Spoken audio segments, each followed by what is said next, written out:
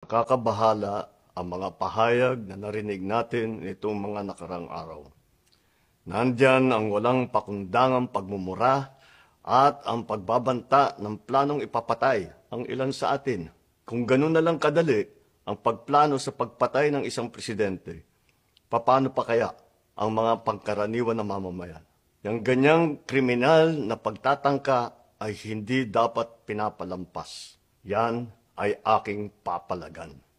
As a democratic country, we need to uphold the rule of law.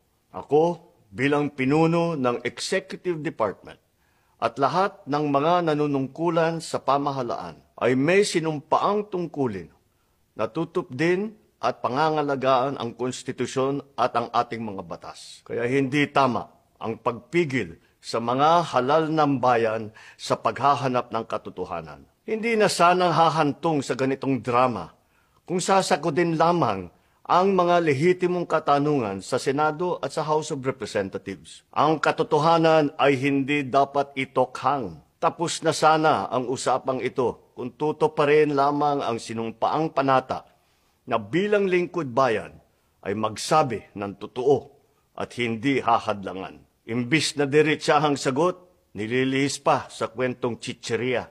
Hangad ko na matuldukan na itong mga pangyayaring ito sa parang matiwasay at magdadala sa atin sa katotohanan. 12 taon din ako nanungkulan sa magkaparehong kamara ng Kongreso.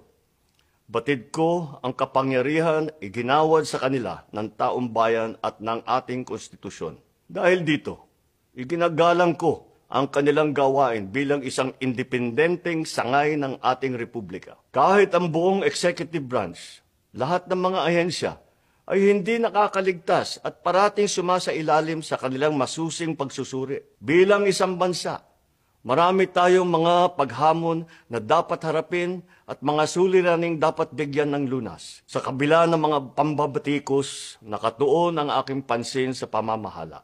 Ngunit, hindi natin ikokompromiso ang rule of law.